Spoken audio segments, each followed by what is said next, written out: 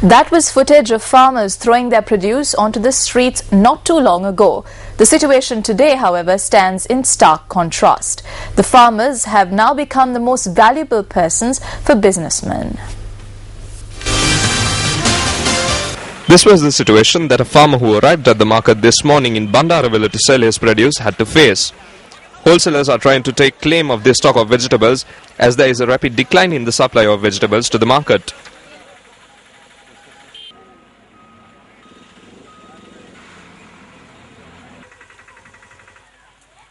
Farmers say that due to the heavy rainfall experienced in the recent past, their farms have not yielded the expected harvest. Vegetable prices have increased after the crops were destroyed by rains, but we are not making any profits. Where 100 carrots were harvested before, only 25 carrots can be harvested now. As a result, the hustle and bustle that can be witnessed at economic centres across the island is now absent. These are footage captured from the Meegoda Economic Centre last night. It is traders like us who are ultimately affected. They are only buying 250 grams from us. We have to discard about 5 or 6 kilos from the sacks we buy. Incidentally, only potatoes and onions were sold at the Dambola Economic Centre, which is usually a hive of activity. Brinjals are sold for 250 rupees. Beans are sold for 250 rupees. Pumpkins, which were sold for 10 or 12 rupees, are now fetching a price of 30 to 40 rupees. Prices will increase further. Now only pumpkins are sold at the economic centre. We have been waiting since this morning. We need to go back with something at least to cover the rental of the vehicle. It is close to 10 o'clock, but there is nothing to buy.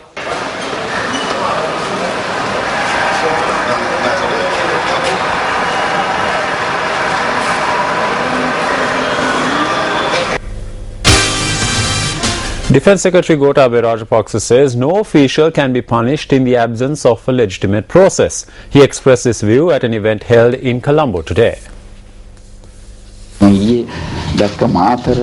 Chamber of Commerce American I saw the US ambassador speaking at a function of the Matra Chamber of Commerce. She faulted the process of impeaching the Chief Justice. Every time the US ambassador meets me, she asks why we are not punishing military officers. I always tell her that you cannot just punish officers without a proper process. මම හැමතිස්සම කියනවා එහෙම ඉතින් නිකම්ම මිනිස්සුන්ට දඬුවම් දෙන්න බෑනේ ක්‍රමවේදයක් තියෙනවා. So these are the various challenges that we have to face as a government. The biggest threat that they can level at us militarily is a cessation of training exercises. They have never provided us with arms. What I have to tell them is, it is okay if they do not provide us with the training exercises, because China will provide us with the training exercises. I can send officers to China to engage in military courses. We do not need their training exercises. අපිට පාඨමාලා දෙන්න නැත්නම් කමක් නැහැ අපිට චීනෙට දෙනවා පාඨමාලා. අපිට චීනෙන් ඕන තරම් හම්බ වෙනවා. මට නිලධාරීන් දාන්න පුළුවන් චීනෙට.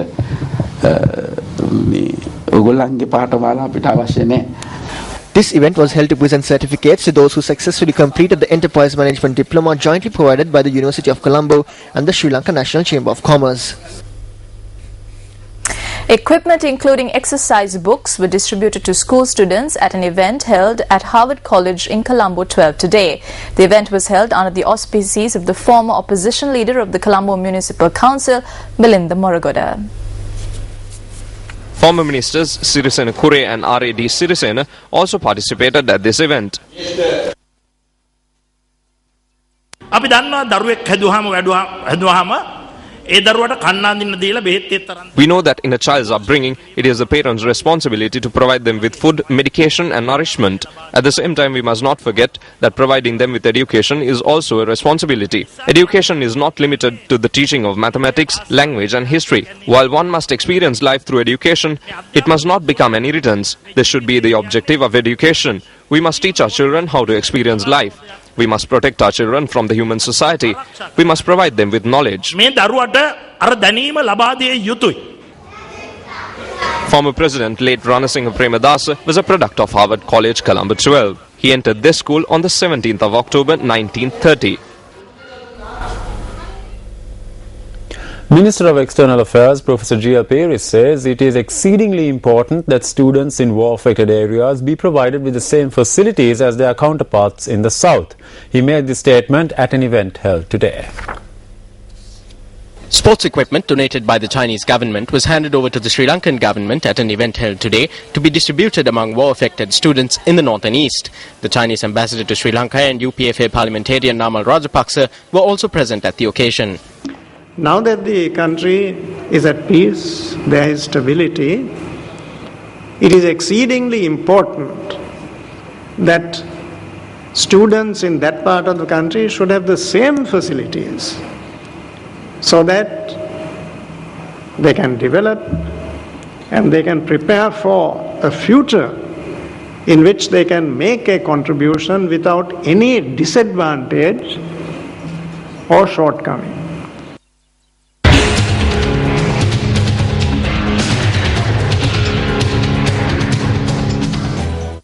The Secretary to the Ministry of Fisheries and Aquatic Resource Development functions as the Chief Accounting Officer and Chief Disciplinary Officer of the National Aquatic Resource Research and Development Agency, or NARA, which falls under the purview of the Ministry. Although the Minister has the ability to appoint members to the Board of Directors of NARA, when taking decisions, the Board must function under the disciplinary and fiscal powers vested in the Ministry Secretary.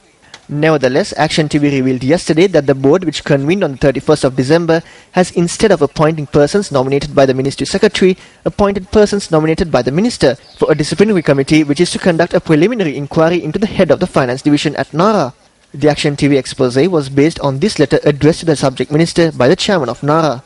This letter also reveals another amusing decision taken by the Board of Directors at NARA at their meeting on the 31st of December.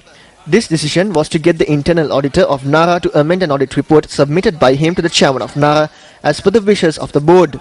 On several prior occasions, Action TV has revealed the facts contained in this report. This audit was commissioned in relation to the management of funds earned by NARA through the provision of consultancy services for the Colombo Port Expansion Project.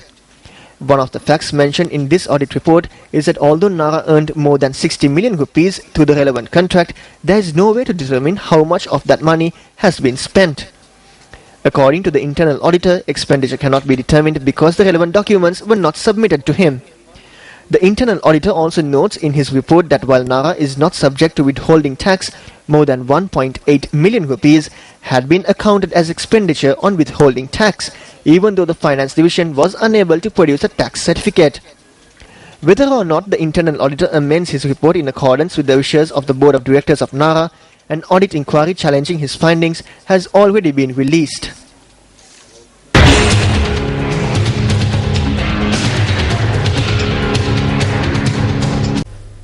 Welcome back to the news. Disaster management was the topic of debate on the Satana political program, which was telecast on our sister channel Sirsa TV last night. Aren't floods the same for people in the eastern province? Is it a joke when Ramanan speaks of the hardships faced by them and the negligence and lack of consideration in providing relief to them? This is a serious issue. If we are thinking of creating a Sri Lankan identity, then there can be no divisions in this matter. You agree with this as well. But in order to secure our support, there has to be honesty in creating opportunities. අපේ සහයෝගය ගන්න අවංකකමක් තියෙන්න ඕනේ ඒකට ගැළපෙන අවස්ථා සලසන්න ඕනේ. ඉතින් මේ මෙතන ඇවිල්ලා අපි කතා කරන එකට වැඩිය Rather than come here and speak of this, there is a place where decisions regarding this are made. That is the National Council for Disaster Management. It meets under the patronage of the President. All other parties, even the TNA, participate in this, but unfortunately members of the main opposition party, which is the United National Party, do not participate in this council. The Janatha Vimukti Peramuna does not participate. You should come there and make these proposals. ඒකට හේතුවක් තියෙනවා. නෑ හේතුව ඔබතුමා පස්සේ කියන්නේ. අරලියගහ මන්දිරේ තමයි මේක තියෙන්නේ. අයියෝ අරලියගහ මන්දිරේ ඔබතුමාලගේ නායකයන්ට ගිහිල්ලා If your leader can go to temple trees at night and drink coffee and tea, then why is it that you cannot come for these meetings? When you are speaking of the lack of funds and of information, why is it that you cannot come to the National Council on Disaster Management, which discusses these matters? I can responsibly state that as of today, the opposition leader has not even sent us a note requesting that the meetings be held elsewhere. This is how the opposition works. වෙන තැනක තියනවා කියලා තුන්ඩු කෑල්ලක් කියවල නැහැ. එහෙමයි විපක්ෂය කටයුතු කරන්නේ. The 73rd edition of the News First workshop to educate school children on the electronic media was held at the Pannala National School yesterday. A warm welcome was extended to the News First team who arrived at the Pandala National School. The students who participated in the workshop engaged in activities that gave them practical experience on television journalism. The students and teachers at the Pandala National School did not forget to show their gratitude to the News First team. I believe that our students and the students from the invited schools were able to gain an understanding about the operations of a media organization and what happens behind the screen.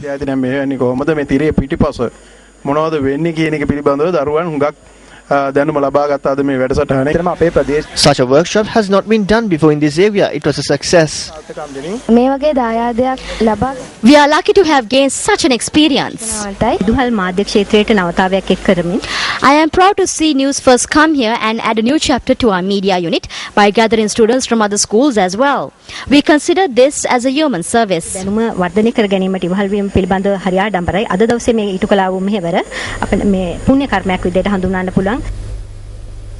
The National Water Supply and Drainage Board says that as a result of an electricity supply disruption to the Abathale water purification plant and the Kolonnawa pump, a water cut will be in effect tomorrow in the city of Colombo and its suburbs.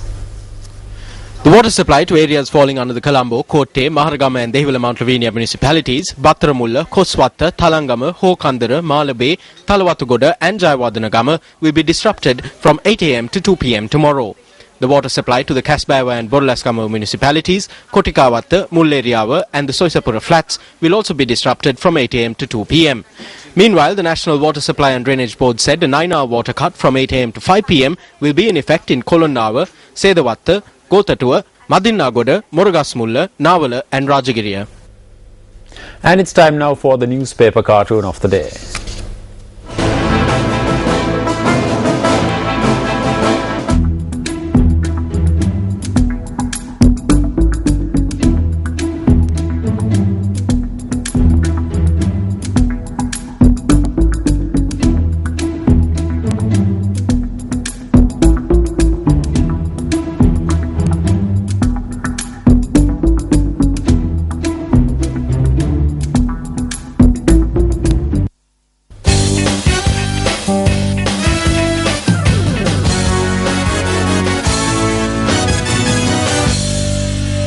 Opening your sports news this evening, Australia recorded their lowest score against Sri Lanka in the third one-day international at the Wollongabba in Brisbane today.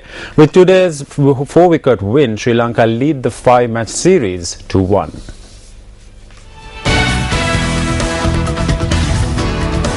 Australia, who won the toss and elected to bat first, were bundled out for a paltry 74 runs in 26.4 overs. The Sri Lankans successfully chased the target in 20 overs, losing 6 wickets on the way. The only two Australians to record double figures were Mitchell Starc and Xavier Doty, who managed to score 22 and 15 respectively. Kulasegara recorded his best one-day bowling figures of 5 for 22. Lasith Malinga bagged 3 wickets. He's going to need it all. Kulasegara has got it! Goal bowling! Here and he's out there. In the air, and he's gone. Oh, there it is. That's a leading edge, and that's going to be out. The first Sri Lankan wicket to fall was that of Mahela Jayawardene, who was dismissed for just 1 run. TM Dilshan and Kusal Janit Perera scored 22 each. Nuwan Kulasegara was named the man of the match.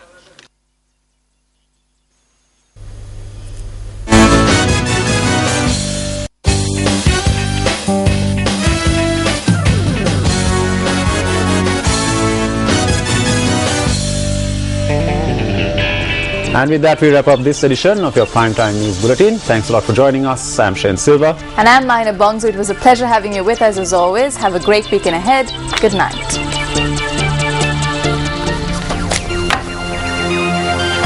Hotline 0114-896-896. www.newsfirst.lk.